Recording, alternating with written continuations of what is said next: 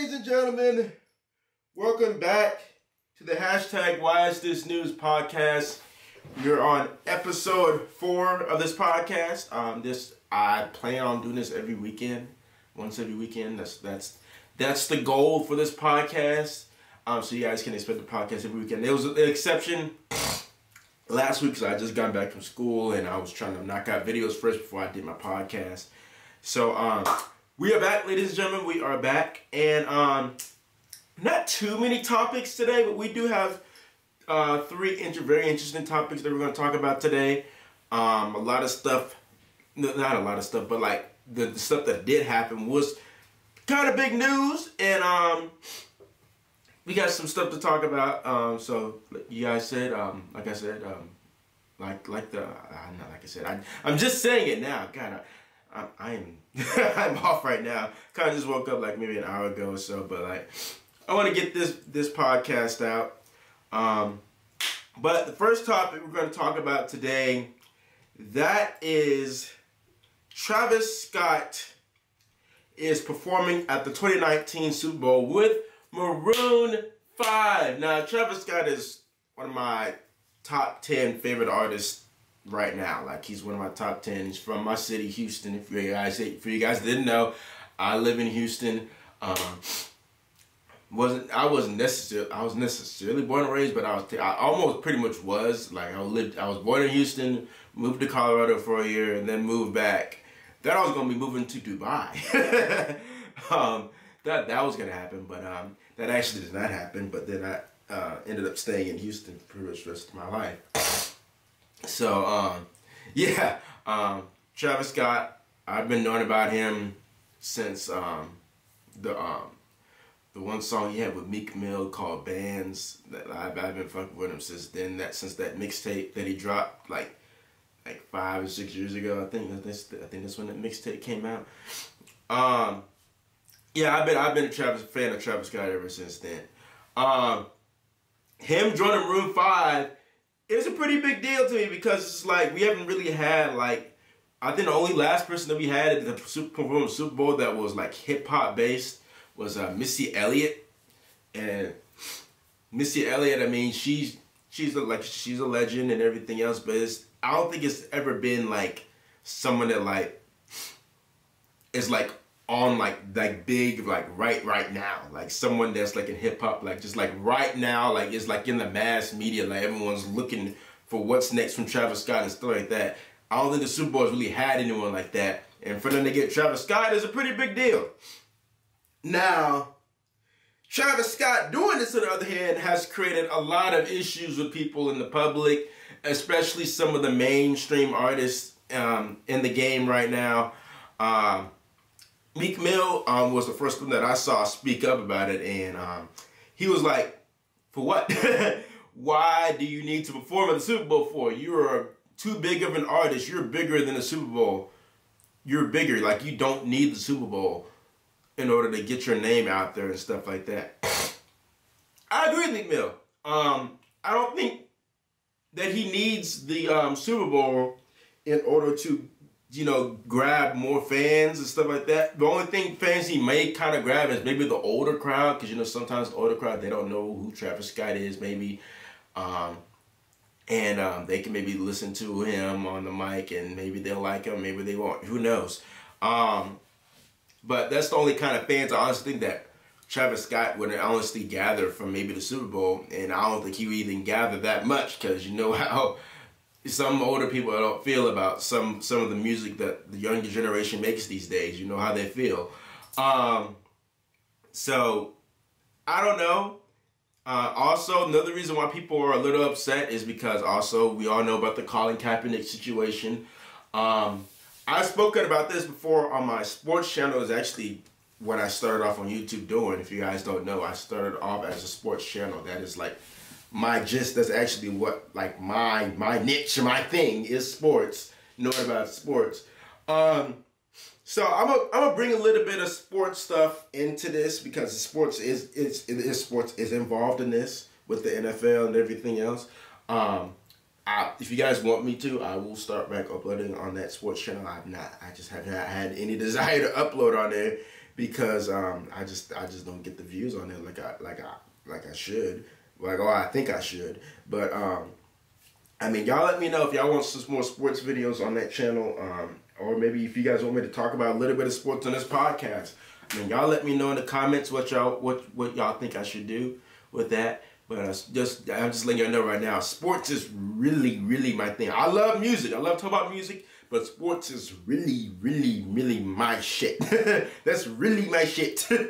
But the reason why Travis Scott, this is the second reason why I think Travis Scott is getting a lot of flack for doing the Super Bowl is because of the whole Colin Kaepernick situation. Now, mainly most African Americans, most people in the black community are in support of Colin Kaepernick and his stance against the NFL with the protest and with all the police brutality. Oh my God, can I speak? Police brutality that is going on in the world today and stuff like that. People are like, why would you support going perform in the NFL? Why would you go perform at the Super Bowl for an organization, for a franchise overall that is not, it doesn't seem to be in support of Colin Kaepernick and what his stance is. So you're African American, you're going for the Super Bowl for what? That's the same thing. Reason why Jay-Z denied going to perform the Super Bowl last year. I think he was picked to perform the Super Bowl and he said no. Cardi B. Okay, my camera died midway when I was talking. I'm not sure exactly. There we go. I'm not sure exactly where it ended off, but I was talking about, we were still talking about Travis Scott, and I was basically saying that I don't think he needs it, but as like a fan of Travis Scott, I'm not mad at it. The fact that he wants to perform at the Super Bowl, I understand why people are angry at it. Like I said, it's not, like I said, as a fan, it's not that big of a deal to me just because I like Travis Scott's music, and finally it's something that has me a little bit more interested in the halftime show, because the past few halftime shows, I have not been interested in them at all. I just have not. Like, honestly, I mean, sometimes I just don't even, I go off and go do something else instead of watching halftime show these past few years, because it's just been so boring and so stale. It's just like the performers that they choose are just, they're just not entertaining to me at all. I don't know, it's just because I don't like their music. Or it's just, part of it is it's got, I don't like the music, but also the other part is just they're not entertaining to me. They're just not. Now Travis Scott is a entertaining dude in his private concerts. I don't know how he's gonna do in a setting like the Super Bowl, because he can't do all of his theatrics like he does at his regular concerts. Because his theatrics at his own concerts be crazy, crazy, crazy. Plus he has to be more PR ready. He can't be cussing and all the other kind of stuff. So Travis Scott, he's blowing up this year. I'm happy for him.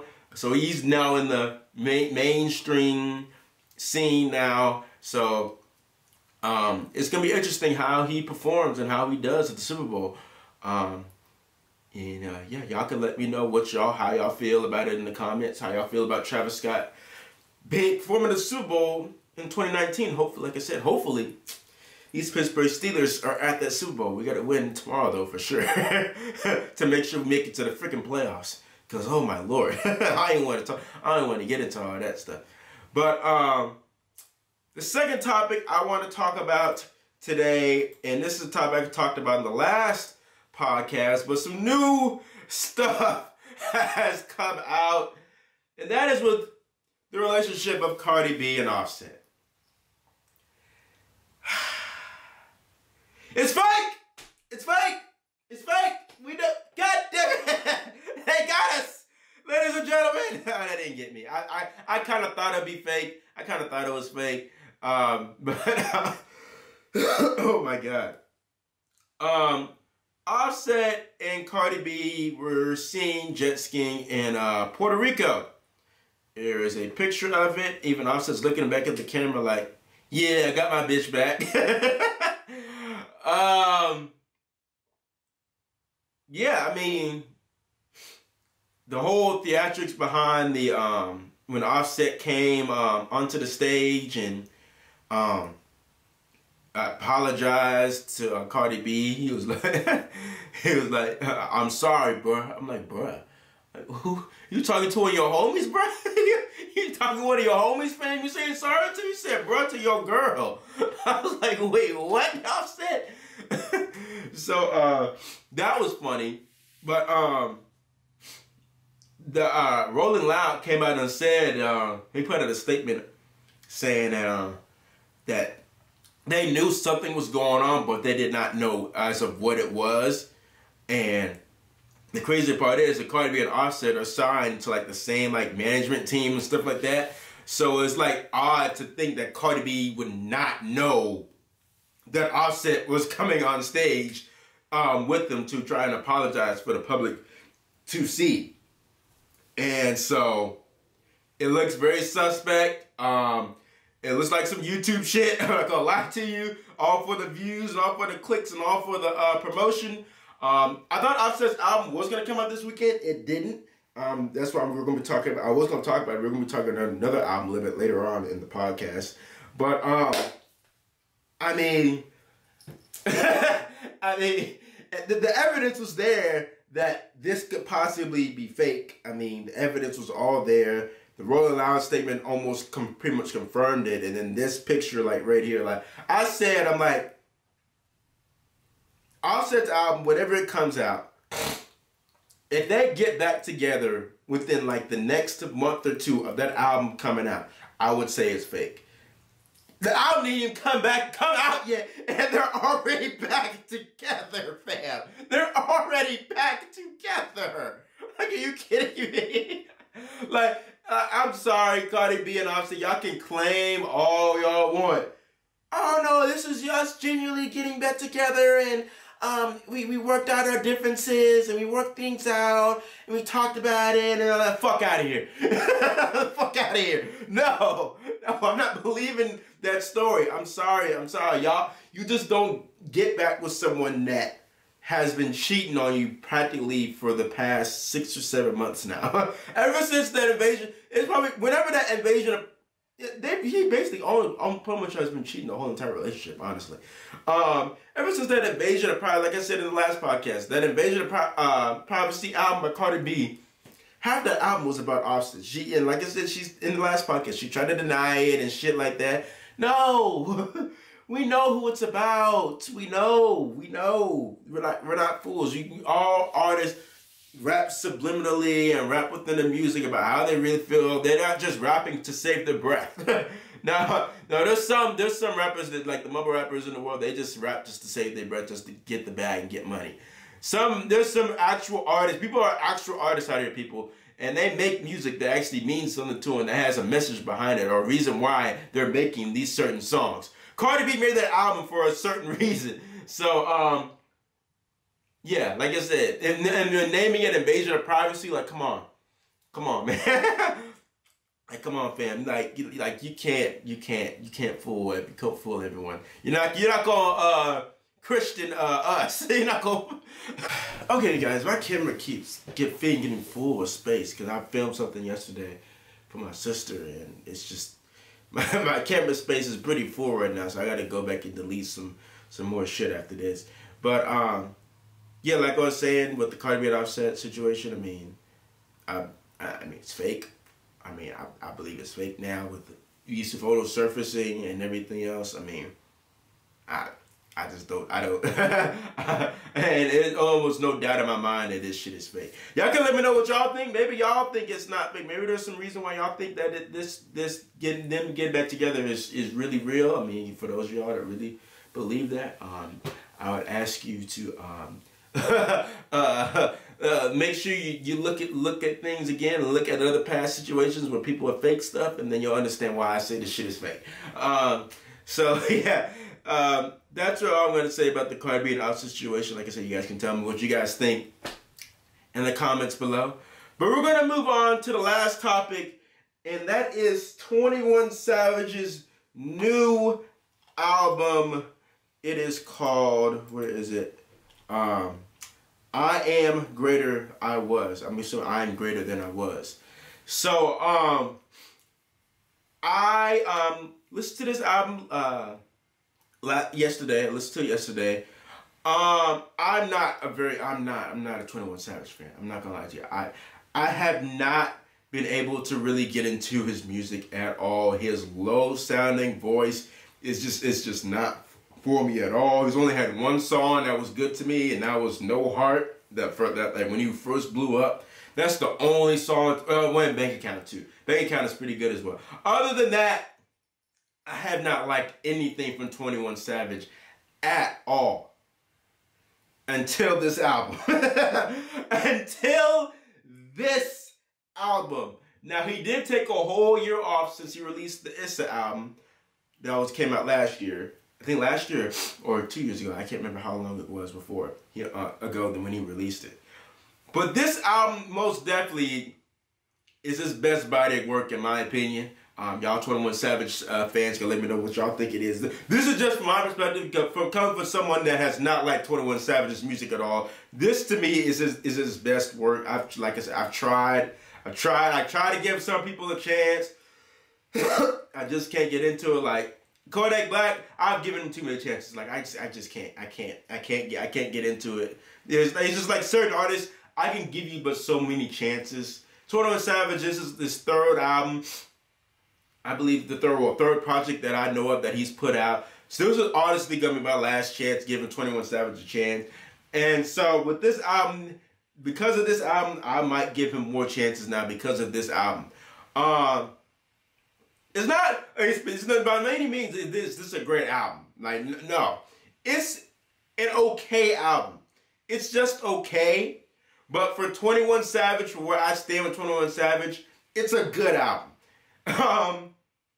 So the features that were on this album, some of them were very surprising, especially the first song, which is my favorite song on the entire album, which is A Lot, featuring J. Cole. J. Cole has been doing some very interesting features in 2018 this year.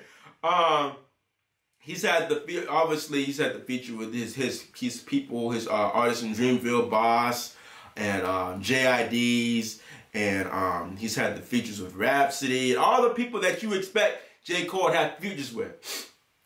But then he's going and doing features with Moneybagg Yo, and now 21 Savage. Artists where when you listen to his album this year, you would think that he's talking about people like 21 Savage and Moneybagg Yo. Well, not so much Moneybagg Yo, but most definitely more on the 21 Savage side, because Moneybagg Yo is more of a street rapper, I would say. 21 Savage is more of that kind of lane where you would consider him possibly in that mumble rap kind of lane, excuse me. You would consider him in that kind of lane. And for him to hop on his album was shocking. And the stuff that he was saying, like, he's basically, I mean, he's honestly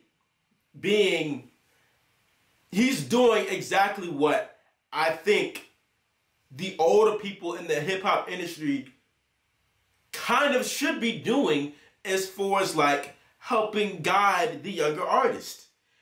And that's, I think he's doing it exactly how you should do it. I mean, you're not necessarily just saying, like, just like collabs, but, like, he's being around these younger generation of people and giving them advice. Like, he's actually helping them out instead of bashing them, because he understands the reason why these younger artists are doing what they're doing, because the younger generation, they like this kind of music where there's not much lyrics into it. It's just something that gets you up, gets you partying. There's some aspects of mumble rap that I like, but there's other aspects of that I most definitely dislike.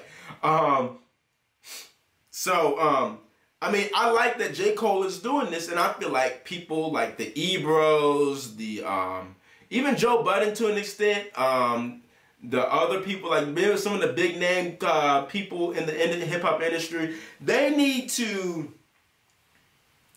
kind of do like what J. Cole's doing, not so much bash them, but help them out, give them advice. Now they say that they've been trying to give them advice before, but no. Like actually go to them in person, like how J. Cole is doing it, and go talk to him, give some advice, talk to him about how to come up and everything else. And I think that can help bridge the divide that we have between the newer generation and the old heads in the hip hop industry. That honestly can help it out, and I think J. Cole's going about it the right way.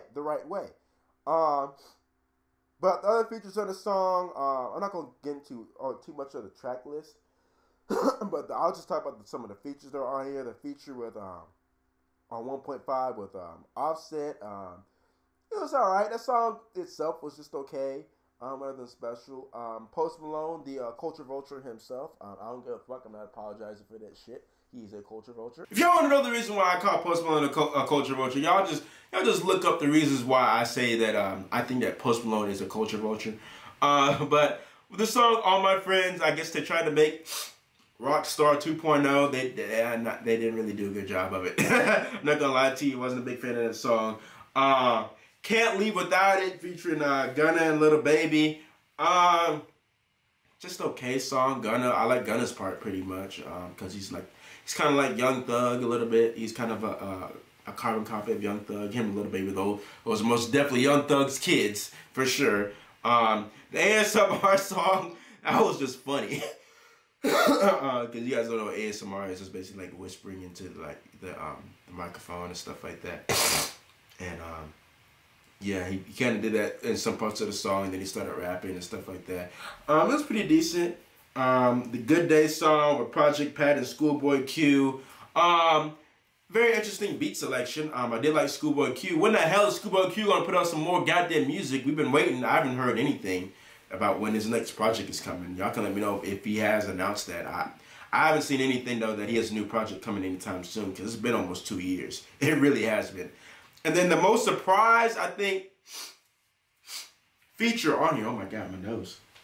But the most surprise feature on here was the song Monster with Childish Gambino. Childish Gambino is on a song with 21 Savage. Hold on, guys. I gotta blow my nose. Oh. I really gotta blow my nose.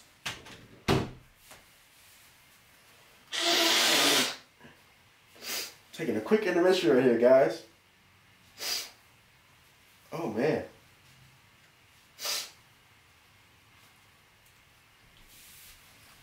All right. But like I was saying, with the Childish Gambino feature, that was the most surprising on this entire album. Did not see that feature coming at all.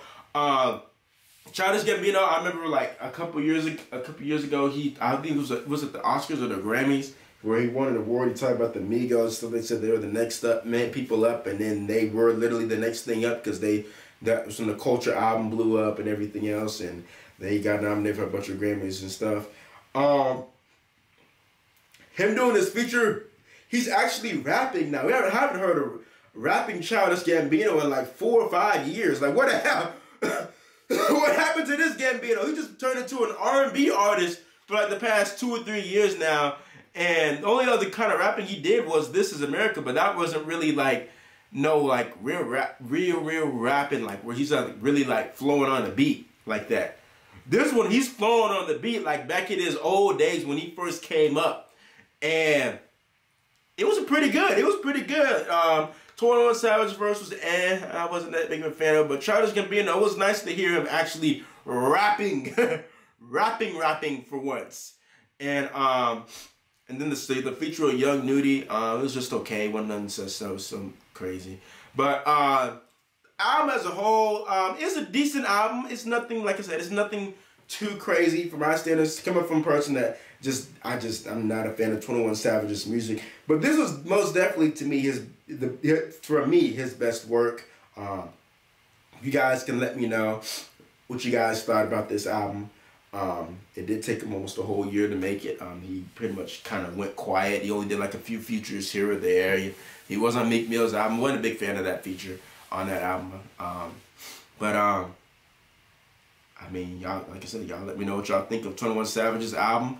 I thought about doing a review on it because I've done album reviews in the past, but I was like, I don't know. Y'all let me know if y'all want maybe want me to do Offset's album review. I'll try and do that. I don't have my main speakers here. I did not bring them with me. They're back at my house in college right now. I did not bring them home because I didn't want to. It would just be too much of a hassle to just try and set it all up. It's a long process. It just really is.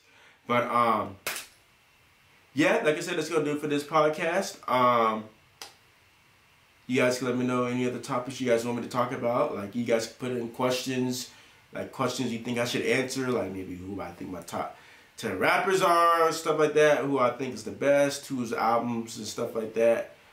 Questions you may have about some hip-hop stuff going on right now, like maybe a topic that's not a topic that's going on right now, but maybe you want to hear my thoughts on it. Y'all let me know in the comments. And yeah, that's going to do it for this podcast. Peace.